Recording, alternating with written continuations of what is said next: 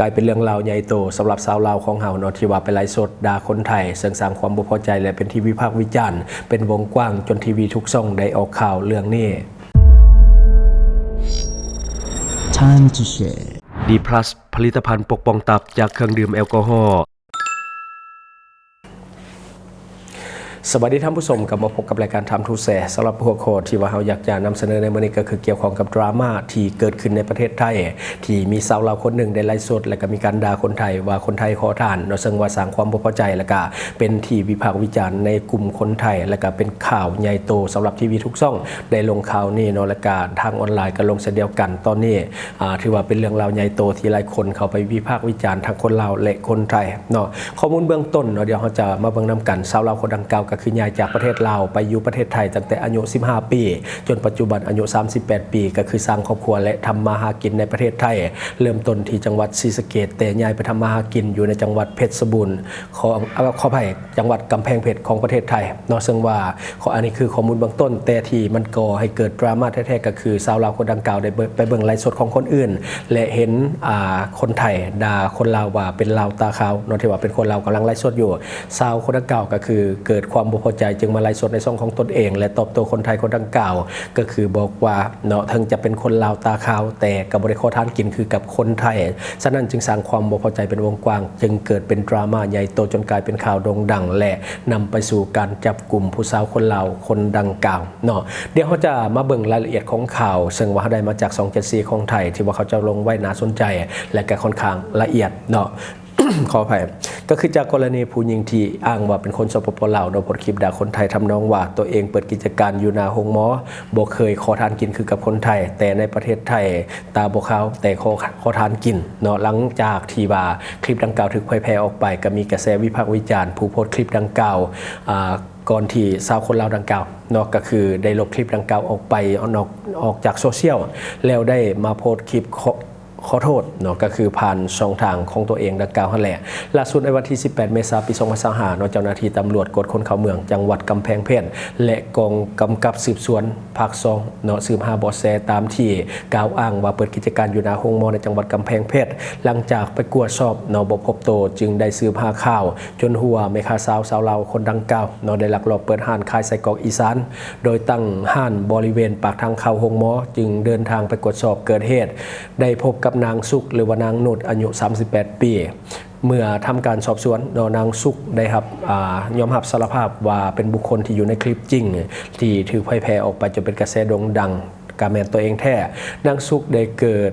อยู่ที่สปปลาวเนาะมาอยู่ไทยตั้งแต่อายุ15ปีแล้วก็มีผัวเป็นคนไทยขออนุญาตทำงานทำอิฐอยู่จังหวัดศรีสะเกษเนาะในตำแหน่งกรรมกรจากนั้นนางสุขและผัวได้เดินทางไปเฮ็ดเวียกที่จังหวัดกำแพงเพชรผัวเฮ็ดเวียกอยู่บริษัทเอกชนแห่งหนึ่งส่วนนางสุขเนาะก็คือเปิดห้านขายไส้กรอกอีสานเพื่อหารายได้เสริมให้ครอบครัวเนื่องจากว่านางสุขนี่ได้มีลูกกับผัวคนไทยในส่วนของคลิปวิดีโอที่มีการโพสต์ออกไปนางสุขเล่าว่าตนเองกำลังเบิ่งไลฟ์สด TikTokของคนลาวคนหนึ่งที่ทำมาหากินอยู่ในประเทศไทยแต่ว่าอยู่ๆมีคนไทยคนหนึ่งได้มาคอมเมนต์คนลาวคนดังกล่าวว่าเนาะว่าลาวเป็นลาวตาขาวซึ่งนางสุขที่เห็นก็เกิดความบ่พอใจเนาะที่ว่าไลฟ์สดอยู่ในกลุ่มของคนลาว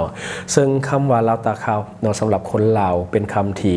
หุนแห่งหรือว่าเป็นคำด่าที่หุนแห่งส่วนใหญ่คนรุ่นเก่าจะฮู้แต่คนรุ่นใหม่บ่ค่อยฮู้ปานใดเนาะ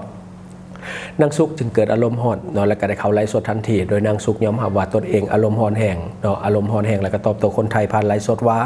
ลาวตาขาวแต่บ่ได้ขอทานกินคือกับคนไทยแต่ในเจตนาของนางสุขก็คือเพียงอยากตอบโต้คนไทยที่มาบูลลี่ว่าคนลาวตาขาวจึงเว้าไปว่าคนไทยผู้ที่บ่ตาขาวแต่ขอทานกินอยู่เลยหลังจากที่ได้สติเนาะนางสุขก็ได้ลบคลิปไลฟ์สดนั้นออกไปและก็ได้โพสต์ขอโทษแทนหลังจากที่ถูกโจมตีอย่างรุนแรงเนาะแต่ว่ามันสายเกินไปคือเขาว่าเจ้าหน้าที่สุดจับกลุ่มได้เชิญตัวนางสุขมาสอบปากคำเพิ่มเติมที่สำนักงานกวดคนเข้าเมืองจังหวัดกำแพงเพชรโดยเบื้องต้นได้แจ้งข้อหาเนาะกล่าวหาว่าเป็นคนต่างดาวลักลอบเฮ็ดเวียกในประเทศไทยที่นอกเหนือสิทธิ์ที่สามารถที่จะเฮ็ดได้ว่าง่ายๆก็คือละเมิดอาชีพสงวนของคนไทยเพราะว่าอาชีพค้าขายต่างๆนี่มันเป็นของคนไทยซึ่งว่าคนต่างดาวบ่สามารถที่จะเฮ็ดได้ด้วยตนเองเนาะล่าสุดเนาะก็ได้มีการส่งตัวนางสุขให้เจ้าหน้าที่ที่เกี่ยวข้องไปดำเนินคดีตามกฎหมายเนาะสุดท้ายนาง สุกกระถึกจับเนาะซึ่งว่าเป็นคนลาวที่ไปทำมาหากินอยู่ในประเทศไทยตั้งแต่ยังน้อยๆตั้งแต่อายุ15ปีจนฮอดอายุ38ปีและที่สำคัญมีพวกคนไทยและมีลูกกับคนไทยเนาะแต่ว่านางสุกบ่สามารถที่จะควบคุมอารมณ์ได้หลังจากที่ว่าไปเบิ่งไลฟ์สดของคนลาวในกลุ่มคนลาวที่มีคนไทยเข้าไปเบิ่งนำและมีคนมาคอมเมนต์ลบๆว่าเป็นคนลาวตาขาวซึ่งสร้างความบ่พอใจเนาะอันนี้ก็เป็นอีกหนึ่งเหตุการณ์ที่บ่ควรเอาเป็นแบบอย่างเพราะว่าการควบคุมอารมณ์บ่ได้นี่เป็นสิ่งที่สร้างผลกระทบให้กับตนเองและก็สร้างผลกระทบให้กับคนอื่นๆที่เป็นคนลาวที่ไปขายแรงงานในประเทศไทยรวมทั้งภาพลักษณ์ของคนลาวต่อสายตาคนไทยนอกจากนั้นก็ตามเหตุการณ์มันเกิดขึ้นแล้วก็เป็นเรื่องของส่วนบุคคลเนาะก็คือพิจารณาเป็นรายบุคคลไปเนาะนี่ก็เป็นอีกหนึ่งกรณีสำหรับคนลาวที่ทำมาหากินในประเทศไทยเนาะโดยส่วนตัวได้เข้าใจทั้งสองฝ่ายเนาะอันนี้ก็บ่เป็นว่าเข้าข้างปกป้องคนลาวแล้วก็บ่ได้เข้าข้างคนไทยก็คือพยายามเป็นกลางเนาะคือเฮาได้เข้าใจทั้งสองฝ่ายเพราะว่าข้าพเจ้าเองก็เป็นคนหนึ่งที่อยู่ในสื่อก็เคยโดนมาโดยตลอดก็เข้าใจคือกันเนาะก็คือฟังคนลาวเนาะคันว่า เข้าใจฟังคนเราเนาะก็คือเพราะว่าเคยถูกด่าคือการเฮาเองก็เป็นคนที่อยู่ในสื่อเฮ็ดข่าวมาโดยตลอดเพราะว่าจะเฮ็ดหยังก็ตามก็จะถูกด่าเรื่องที่เกี่ยวข้องกับเขาบ่เกี่ยวข้องกับเขาก็ถูกด่าเมื่อก่อนก็ยอมรับบ่ได้เพราะว่ามันบ่มีเหตุและผลในการที่จะมาด่าเนาะบางคนก็บอกถึงอดีตว่าถึงสงครามอันนี้เฮาก็บ่เข้าใจฉะนั้นเมื่อก่อนรับบ่ได้ก็จะเป็นลักษณะคือกันกับนางสุกนี่แหละแต่ว่าในปัจจุบันนี่เฮาเข้าใจทุกอย่างเข้าใจที่มาแล้วก็เลยปะปล่อยได้แบบบัดนี้มาเข้าใจในส่วนฝั่งของคนไทยก็เป็นคนลาวไปทำมาหากินในประเทศไทยแท้ๆแต่ด่าคนไทยอันนี้ก็จะเห็นให้เกิดความบ่พอใจเนาะเข้าใจทั้งสองฝ่ายเลยเพราะว่าเฮาเคยอยู่ในจุดนั้นเนาะแต่ว่าในปัจจุบันพยายามปรับเปลี่ยนให้ได้หลายที่สุดเนาะตอนนี้นี่กลายเป็นข่าวโด่งดังแห่งออกโทรทัศน์ทุกช่องเลยเพราะว่าช่องใดก็ตามเขาจะนำเสนอเรื่องนี้ทั้งหมดทั้งสื่อโทรทัศน์ทั้งสื่อออนไลน์และก็คนต้นเรื่องก็ถูกดำเนินคดีไปแล้วก็คือนางสุกเนาะถูกจับและก็ดำเนินคดีไปแต่ว่าบ่ได้ถูกจับในข้อหาเรื่องของการด่าคนไทยแต่ว่าไปถูกจับในข้อหาเรื่องของการละเมิดในการทำมาหากินเนาะก็คือละเมิดอาชีพสงวนของคนไทยก็คือการค้าขายนี่เป็นอาชีพสงวนบ่สามารถที่จะเฮ็ดได้และที่สำคัญนางสุขขออนุญาตเฮ็ดเวียกอยู่ในตำแหน่งกรรมกรเนาะอยู่ในจังหวัดศรีสะเกษของประเทศไทยแต่ไปค้าขายอยู่จังหวัดกำแพงเพชรในอีกจังหวัดหนึ่งเนาะอยู่ในสื่อออนไลน์ในการควบคุมอารมณ์ ขอหมายการควบคุมอารมณ์เนี่ยเป็นสิ่งที่สำคัญเนาะยิ่งในประเทศไทยยิ่งต้องระวังเพราะว่ามันค่อนข้างที่จะเซนซิทีฟแล้วก็มันมีหลายสิ่งหลายอย่างที่คนรุ่นใหม่บ่ค่อยเข้าใจไปได้เพราะว่าเรื่องอดีตนี่เขาก็ขุดมาเว้าตลอดแล้วเฮาเองก็บ่เข้าใจแล้วก็จะเป็นงงๆโดยเฉพาะผู้เฒ่าผู้แก่เนาะเขาจะเข้าใจแต่ว่าเขามาลงใส่เฮานะบางทีเฮาบ่เข้าใจนี่เฮาก็จะงุนงิดเนาะแล้วก็พยายามควบคุมเนาะฉะนั้นเนาะทุกคนที่เป็นคนลาวนี่โดนทุกคนอยู่แล้วเนาะฉะนั้นควบคุมอารมณ์ให้ดีๆเนาะตอนนี้นี่มีแรงงานลาวหลายคนนี่เขาหันหน้าเข้าสู่ออนไลน์เกือบ 100% เนาะคือบางคนเนี่ยแต่ก่อนก็ไปเป็นแรงงานแต่ว่าในปัจจุบันก็คือ ออกมาเฮ็ดพวกคอนเทนต์ต่างๆเนาะตัวอย่างคือการไปทำมาหากินวิถีชีวิตคนลาวที่ว่าอยู่ในประเทศไทยแหล่งท่องเที่ยวของประเทศไทยเนาะเขาก็จะถ่ายไปเรื่อยๆเริ่มแรกก็ไปเป็นแรงงานก็เฮ็ดคอนเทนต์ควบคู่กันไปพอรายได้ทางฝั่งคอนเทนต์มันสูงขึ้นจากรายได้สำรองกลายเป็นรายได้หลักก็เฮ็ดให้หลายคนพันโตมาเป็นคอนเทนต์ครีเอเตอร์แล้วก็ยุติการเป็นแรงงานในประเทศไทยเนาะเพราะว่ามันเฮ็ดได้ในเรื่องของการสร้างคอนเทนต์ในประเทศไทยก็คือมันเป็นรายได้สำคัญมันเป็นแหล่งรายได้ที่บ่มีเพดานบ่มีข้อจำกัดและที่สำคัญมันบ่แม่นอาชีพสงวนของคนไทยและต่อไปเฮาก็บ่แน่คือกันเนาะว่ามันจะเป็นอาชีพสงวนหรือบ่เพราะว่าตอนนี้เขาเจ้ายังบ่มีการอัปเดตแต่ว่าตอนนี้สามารถที่จะเฮ็ดได้ในนามของนักท่องเที่ยวที่ไปเฮ็ดคอนเทนต์หรือว่าไปท่องเที่ยวในประเทศไทยก็สามารถที่จะเฮ็ดได้เพราะว่ารายได้มันมาจากเจ้าของแพลตฟอร์มบ่ว่าจะเป็น YouTube TikTok หรือว่าเป็น Facebook ก็ดีเนาะฉะนั้นหลายคนพันตัวไปเป็นคอนเทนต์ครีเอเตอร์เพราะว่ามันมีรายได้สูงกว่าแรงงานในประเทศไทยเนาะรายได้มันบ่จำกัดคือการเฮ็ดออนไลน์ในประเทศไทยเนาะต้องศึกษาคำว่าอยู่เป็นเนาะต้องศึกษาคำว่าอยู่เป็นหรือว่าไปเฮ็ด positive content เนาะก็คือ positive content ก็คือจะเฮ็ดให้เราอยู่ได้ดีเนาะแล้วก็มีรายได้ดีคนพวกนี้คนที่เฮ็ด positive content นี่เขาเจ้าจะอยู่ดีกินดีเนาะก็คือมีคนหักคนหอมลายส่องก็จะไปไวเนาะคันว่าผู้ใดที่ว่าไปเฮ็ดเผยแพร่ในทางบ่ดีตัวอย่างคือภาพลบๆของประเทศไทยแบบนี้อันนี้จะอยู่บ่ได้ดีเนาะฉะนั้นพยายามเน้นไปที่positive content เนาะตัวนี้จะเฮ็ดให้เฮาอยู่ดีกินดีเนาะคนไทยมีน้ำใจหลายอันนี้ยอมรับเนาะยอมรับเฮาเองก็เคยได้รับประสบการณ์เนาะคนไทยช่วยเหลือหลายแล้วก็ช่วยเหลือมาโดยตลอดจนถึงปัจจุบันก็ยังมีคนไทยที่สนับสนุนส่องของเฮามาโดยตลอดเนาะคนไทย มีน้ำใจในช่วงแรกที่ว่าเฮาเฮ็ดคอนเทนต์แล้วเฮาก็เข้าไปในประเทศไทยได้ครับการตอบรับเนาะคนทั่วสารทิศเนี่ยทักทายมาสบายดีจนโทรศัพท์ค้างเนาะโทรมาลินนัดเจออย่างต่างๆเฮาก็พยายามไปให้ได้หลายที่สุดในเวลานั้นเนาะเฮาก็ได้รับการตอบรับเป็นอย่างดียอมรับเลยว่าคนไทยมีน้ำใจหลายแล้วก็เคยไปพักไปกินอยู่ในบ้านเฮือนคนไทยเนาะอยู่ในจังหวัดโคราชเป็นพ่อฮักคนนึงเนาะที่ว่าเพิ่นต้อนรับเป็นอย่างดีเนาะสมัยค่อยไปไทยก็ได้รับการตอบรับอย่างดีมีไอฮักมียังคนไทยหลายคนเนาะที่ว่าเพิ่นพาเลาะพาเที่ยวตอนนี้ช่วงหนึ่งเนาะในระยะเวลาหนึ่งแต่ว่าทุกวันนี้เฮาก็ยังมีผู้ใหญ่หลายท่านที่อุปถัมภ์คำสู่เนาะก็ยังทักทายโทรมาลินยังสนับสนุนเงินคำให้กับการผลิตรายการต่อไปอยู่เนาะก็คื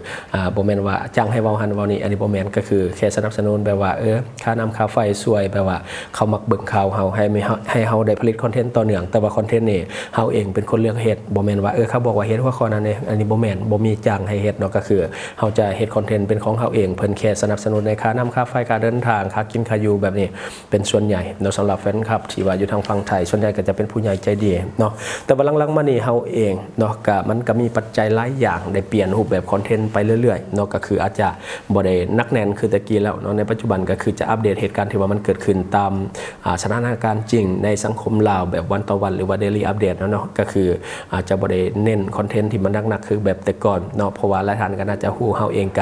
มีปัจจัยภายในหลายอย่างที่เฮาบ่สามารถที่จะเฮ็ดคอนเทนต์แบบเก่าได้เชื่อว่าหลายท่านอาจจะเดาเหตุผลออกอยู่เนาะที่ว่าค่อยเปลี่ยนรูปแบบในการนำเสนอข่าวเนาะเพราะว่าตะกี้ก็จะหนักเกินเนาะก็มีความเสี่ยงสูงแต่ว่าในปัจจุบันก็พยายามปรับคอนเทนต์ให้มันซอฟๆลงมาเนาะตอนนี้คอนเทนต์ครีเอเตอร์คนลาวในไทยเนี่ยเขาก็เฮ็ดลักษณะเดียวกันหลายขึ้นเนาะเดี๋ยวนี้ก็จะไปทาง positive content หลายก็จะบ่ได้เน้นความจริงหลายคือกับเมื่อก่อนก็คือพยายามเว้าในสิ่งที่ควรเว้าเท่านั้นเนาะคือตอนนี้คอนเทนต์ครีเอเตอร์นี่ยอมรับได้ว่าอยู่ในประเทศไทยคอนเทนต์หลายบางคนนี่เดินทางจากประเทศลาวเขาไปเฮ็ดคอนเทนต์ในประเทศไทยโดยเฉพาะเพราะว่าอยู่ในประเทศไทยเนี่ยมันมี2ทางหารายได้หลายเพราะว่าคนลาวเฮาก็เป็นคนที่แอคทีฟคือในปัจจุบันอยู่ประเทศลาวข้าพเจ้าเฮ็ดแฟนเพจนี่บ่มีรายได้เลยเนาะบ่มีรายได้จักอย่างเลยเฮ็ดไปซื่อๆเนาะก็คื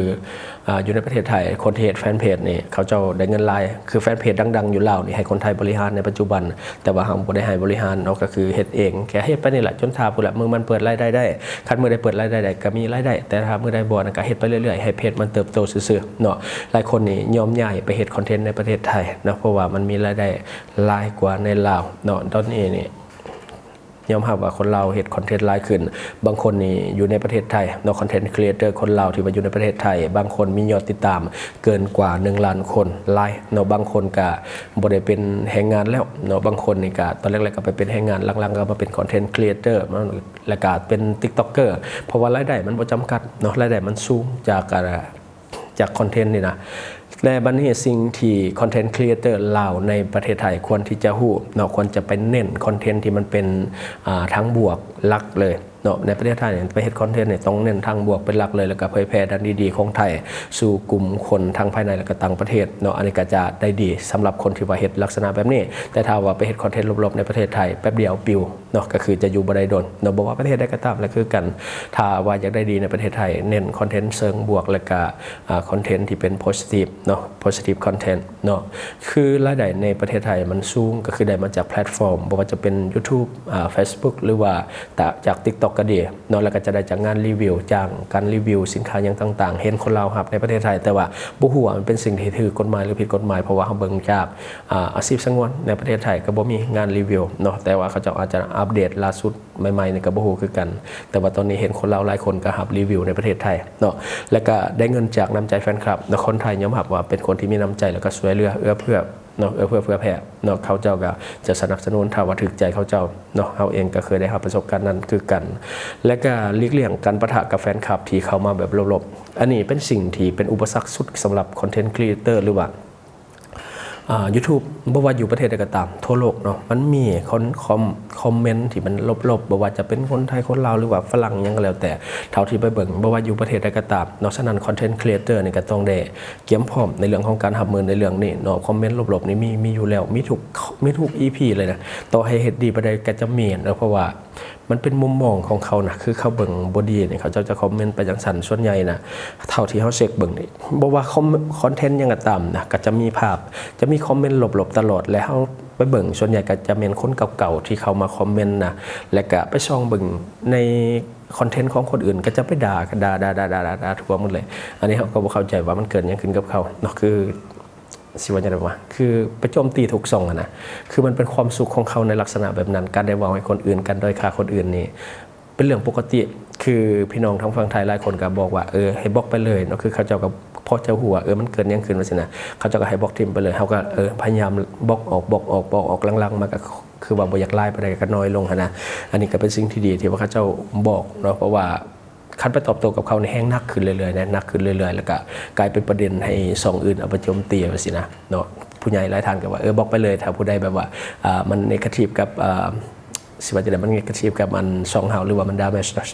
มจช่องเฮาเนาะให้ลบออกไปเลยแบบนี้นะเนาะหลายคนก็เฮ็ดแบบนั้นเนาะเฮาก็ได้เฮ็ดก็รู้สึกว่ามันดีขึ้นและก็อีกอย่างหนึ่งคอนเทนต์ในประเทศไทยต้องน้อมๆเราต้องเป็นคนน้อมถ่อมตนให้มันลายๆเนาะแฟนคลับเขาจะเอ็นดูแล้วก็เขาจะคอยซัพพอร์ตช่วยเหลือตลอดบอกว่าจะกดไลค์กดแชร์หรือว่าการสนับสนุนเงินคำเนาะเขาเฮ็ดแถบในบ้านเขาเฮ็ดแถบบ่คือบ้านเฮาเบิ่งก็เบิ่งซื่อๆแต่เขาบ่ได้คอยสนับสนุนกันแล้วก็บ่ค่อยมีปฏิสัมพันธ์หยังเขาบ่คอมเมนต์คนลาวเฮาเบิ่งก็เบิ่งซื่อๆโดยเฉพาะผู้เฒ่านี่เขาแฮงระวังเขาจะ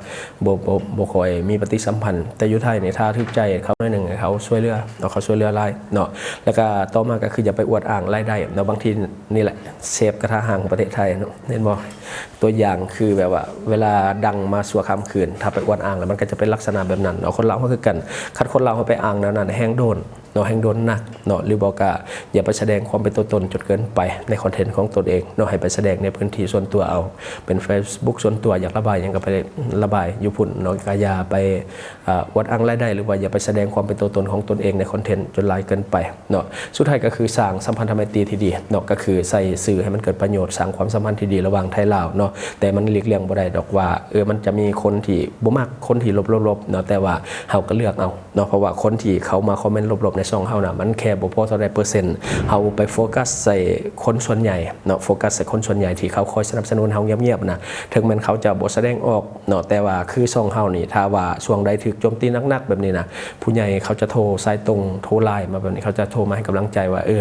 มันเป็นจังซี่บ่ต้องไปคิดอย่างนั้นเพราะว่าเขาคิดไล่ให้เฮาก็คือเปอร์เซ็นต์ส่วนน้อยบางทีคนเบิ่งเป็นหมื่นคนด่าแค่หลักร้อยว่าสินะก็เนาะโฟกัสใส่คนส่วนใหญ่ถ้าว่าเฮาไปหวั่นไหวนํคนส่วนน้อยเนี่ยผลกระทบมันก็จะไปตกใส่แฟนคลับเฮาส่วนใหญ่บางทีเขาก็เบิ่งแล้วมันมีแต่ดราม่าเขาก็อาจจะถอนโตจากเฮาเนาะฉะนั้นอยากให้โฟกัสใส่คนส่วนใหญ่ที่ว่าเขาสนับสนุนเฮาถึงแม้ว่าเขาจะสนับสนุนเงียบๆก็ตามแต่ว่าเขาก็ยังคอยเบิ่งคลิปเอามันก็แสดงออกอยู่ที่ยอดวิวของเฮาถึงแม้ว่าคนจะบ่คอมเมนต์ไลน์คนที่เขามาย่อๆเฮานี่บ่ไลน์แต่ว่าเบิ่งจากยอดวิวมันสูงแล้วแสดงว่าคนที่เขาสนับสนุนเฮาเงียบๆน่ะมันไลน์เนาะฉะนั้นอย่าไปโฟกัสที่คนเพียงเล็กน้อยที่ว่าเขามาด่าเฮาคือมันหลีกเลี่ยงบ่ได้คลิปนี้จะโดนด่าหลายเฮาเองก็คือกันแต่ว่าเฮาก็พยายามที่จะเว้าข้อมูลในทางที่มันเป็นจริงความเป็นกลางเนาะว่าสิ่งที่มันเกิดขึ้นมันเป็นอะไรฉะนั้นเนาะคอนเทนต์ครีเอเตอร์ของลาวที่ว่าอยู่ในประเทศไทยก็ควรมีสติหลายๆและสิ่งสำคัญกว่านั้นก็คือการควบคุมอารมณ์อย่าไปแสดงออกในสื่อคือบางครั้งเนาะคือเฮาคิดว่าแสดงอารมณ์ออกไปชั่ววูบเนาะโพสต์คลิปลงแค่แป๊บเดียวเนาะแต่ว่าเขามือไวเด้เขาแคปไปไว้เนาะแล้วเขาหัวตัวใดมันสิเป็นดราม่าเนี่ยเขาแคปไปไว้ชุดท้ายเนาะคือสาวสุกดีแล้วแต่ว่าไปเฮ็ดอยู่ในประเทศไทยเนาะโพสลงแป๊บเดียวเขาจะแคปไว้กลายเป็นข่าวดังจนฮอดซุมื้อนี้จักสิไปรีอยู่ไสเดี๋ยวนี้เจ้าหน้าที่ตำรวจก็จับตัวไปแหละในข้อหาเรื่องของการละเมิดในการเฮ็ดอาชีพสงวนของคนไทยก็คือขายไส้กรอกอีสานเนาะคันว่าเราบ่ไลฟ์สดบ่แสดงอารมณ์แบบนั้นก็เราก็ยังขายต่อไปได้เนาะแต่ว่าบ่ได้ส่งเสริมเรื่องของการกระทำผิดเนาะแต่ว่าถ้าเฮาอยู่ในสื่อในควบคุมอารมณ์หน่อยนึงก็ดีเพราะว่าข้าพเจ้าก่อนหน้านี้ก็เคยชุนเชียวคือกันเนาะแต่ว่าเดี๋ยวนี้ธรรมดาชิวๆยักด่าก็ด่าไปคือเฮาบ่ได้อ่านเนาะก็คือคอมเมนต์ผ่านไปถ้าว่าใจดีเนี่ยก็จะเข้าไปบล็อกเนาะเพราะว่ามันเสียเวลาหน่อยนึงในการบล็อกนะเนาะจะได้ก็ตามขอให้ทุกคนประสบความสำเร็จในหน้าที่การงานเวลาไปเฮ็ดเวียกอยู่ในประเทศไทยก็ให้ตั้งอกตั้งใจเนาะช่วงในคนลาวเฮาก็เดินทางกลับประเทศไทยก็ค่อนข้างที่จะหลายเนาะและที่สำคัญตอนนี้เนาะไทยกำลังสิออกกฎใหม่เนาะเดี๋ยวเราจะนำเสนอใน EP ต่อไปก็คือไทยกำลังออกกฎใหม่สำหรับวันที่1เดือน5ปี2025เป็นต้นไปเนาะเขาจะให้มีการลงทะเบียนผ่านออนไลน์3วันก่อนที่จะเดินทางไปฉะนั้นท่านใดที่ว่าเป็นแรงงานลาวที่กลับมาเที่ยวปีใหม่ลาวที่กำลังจะเข้าในประเทศไทยในปัจจุบันเนาะอย่าลืมเขียวไปก่อนวันที่1พฤษภาคมปี2025เนาะอันนี้ด้วยความเป็นห่วงเป็นใย และทั้งหมดก็คือสิ่งที่เราอยากจะนำเสนอในวันนี้หวังว่าท่านจะได้รับสาระดีๆสำหรับท่านที่ว่าเบิ่งรายการเราอยู่คิดเห็นจะได้กับสิ่งที่ว่าเรานำเสนอไปก็อย่าลืมฝากไว้ภายใต้คอมเมนต์ของเราและข้าพเจ้าจะเข้าไปอ่านด้วยตนเองและขอฝากสำหรับท่านใดที่ว่ากินเหล้าหนักๆกินเบียร์หนักๆโดยเฉพาะในช่วงปีใหม่ลาวที่ผ่านมาอย่าลืมปกป้องตับของท่านหรือว่าไปกวดตับของท่านในกระดีเพราะว่าพยาธิตับนี่เป็นภัยให้ที่เงียบเวลามันเกิดขึ้นมานี่มันค่อนข้างที่จะหุนแหงและก็หักษาบ่ทันฉะนั้นอย่าลืมปกป้องตับของท่านด้วยผลิตภัณฑ์ D+ ของเราเหมาะกับท่านที่มักดื่มเหล้าดื่มเบียร์และก็มักกินอาหารดิบๆรับก็ใช้จุเลือดแป้งมีแต่เป็นพาหะนำโรคเข้าสู่ร่างกายของท่านอย่าลืมปกป้องตับของท่านด้วยผลิตภัณฑ์ D+ ของเราและข้อฝากสำหรับคนลาวในปัจจุบันเงินกีบอย่างอ่อนค่าอยากให้ทุกคนช่วยกันพยุงค่าเงินกีบให้กลับมาแข็งค่าดังเดิมและก็อย่าลืมส่งเสริมสินค้าที่เป็นของคนลาวที่ผลิตภายในลาวเพื่อลดผลการนำเข้าสินค้าที่บ่จำเป็นจากต่างประเทศและสำหรับท่านที่เบิ่งรายการเราอยู่ถ้าคิดว่ารายการของเรามีสาระหรือว่ามีประโยชน์อยากส่งเสริมอยากซัพพอร์ตอยากจะให้กำลังใจทีมงานของพวกเราก็อย่าลืมกดติดตามช่องเพราะว่าการกดติดตามช่องถือเป็นช่องทางเดียวที่จะเห็นให้ทีมงานของเรามีรายได้และก็มีกำลังใจในการผลิตคอนเทนต์ดีๆแบบนี้ให้ท่านได้ชมเรื่อยๆอย่าลืมให้กำลังใจทีมงานของพวกเราโดยการกดติดตามช่องขอขอบใจD+ ผลิตภัณฑ์ปกป้องตับจากฤทธิ์แอลกอฮอล์และเชื้อพยาธิจากอาหารดิบเหมาะสำหรับผู้ที่ดื่มเหล้าดื่มเบียร์หนักๆและกินอาหารดิบเป็นประจำแน่นอนทั้งสองอย่างทำลายตับโดยกงถ้าท่านเปลี่ยนพฤติกรรมเสี่ยงของท่านบ่ได้อย่าลืมปกป้องตับของท่านด้วยผลิตภัณฑ์ D+ ของเราซึ่งมีการปรับสูตรให้เข้มข้นตอบโจทย์กับคนลาวและยังช่วยแก้อาการเมาค้างได้ดีหลังทานดื่มเหล้าและเบียร์ดื่ม D+ ทุกครั้งก่อนดื่มเหล้าและเบียร์และกินอาหารดิบจะช่วยกระตุ้นการเฮ็ดเวียกของตับให้ดีขึ้นอย่างเห็นได้ชัดเจน